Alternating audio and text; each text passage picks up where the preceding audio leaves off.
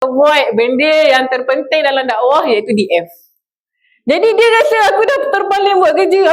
Saya busy kat pernah camping tadi. Yelah dia terpacak sana terpacak. Masih muka dia yang pacak kemah tu. Sebab apa? Dia suka avoid untuk one to one. Betul tak one to one susah? Jadi macam mana ni? Kita kena bengkel dulu ke? Macam mana kita untuk one to one? Macam tu? Macam mana kita nak kena ada kekuatan untuk one to one? Bismillah jalan. Apa dia? Sabar, satu-satu. Okey, sabar. Menekan lah. Okey, apa? Tak nak cakap pula. Dayang apa? Yang kau menjerit tadi kenapa? Korang ni makan apa pagi ni? Nasi lemak. Betul lah. Nak avoid mengantuk memang kena banyak cakap lah. Siapa yang tak cakap tu dia memang tengah hampir-hampir je masuk alam lain.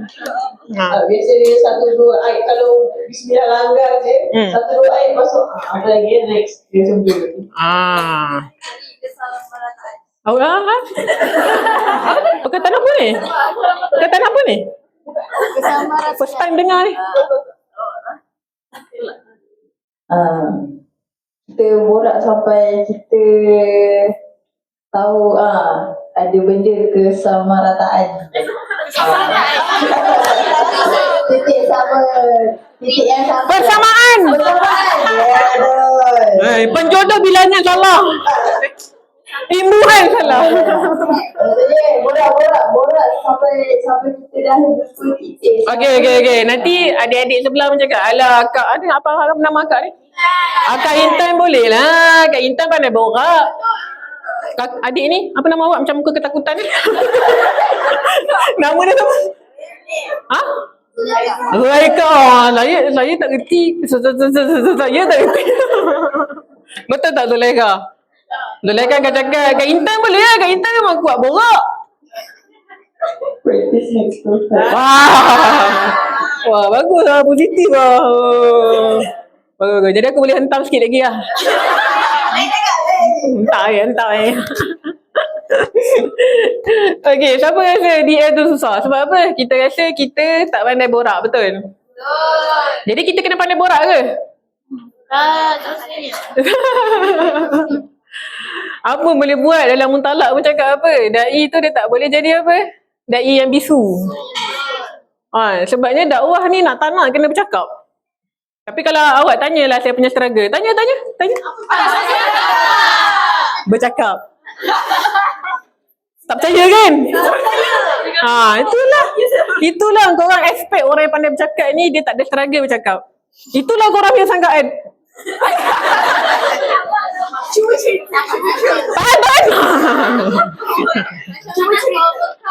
Pertama saya akan buat pakai spek mata. Mata ni. Sebenarnya saya tak ada power pun tapi saya takut orang. Saya tak suka orang pandang mata saya.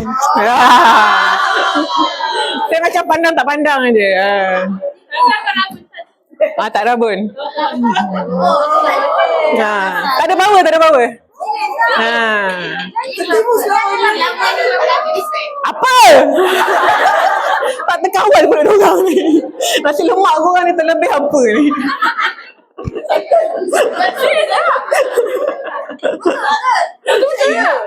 Sebab itulah kalau orang tanya kat anak, dia tanya ni, kalau contoh kat dalam grup, ada siapa-siapa tak yang boleh mengisi? Saya tak pernah cakap saya boleh. Tak pernah. Tapi kalau ada orang kat anak, free tak tarikh ni, saya selalu akan, kalau tak ada apa-apa, saya akan cakap okey. Saya takkan menjadi orang yang menawarkan. Memang tak lah. Sebab bercakap tu adalah mujahadah saya. Tapi kenapa nak kena buat juga? Ya ayyuhallazina amanu taqullaha wa qulu qawlan sadida. Allah suruh kita mengungkapkan perkataan yang benar. Ya ayyuhallazina amanu, Allah yang suruh. Kan? Disebabkan Allah yang suruh, tak boleh lagi mana lah. Walaupun sudut jauh hati yang dalam benak bukan benak. Hati yang dalam. Kita rasa benda tu aduh susahnya aku nak bercakap kan, nervous kan. Saya Sufiah nak ikut saya naik kereta semalam. Dia nak ikut saya hantar datang sini kan. Saya dari semalam macam nervous. Alamak, Sofia nak naik kereta dengan aku. Aku nak borak apa lagi? Aduh, nervous lah. Aku nak borak apa dah naik kereta. Jadi, orang akan nampak kita macam acah-acah peramah kan. Tapi tak lah.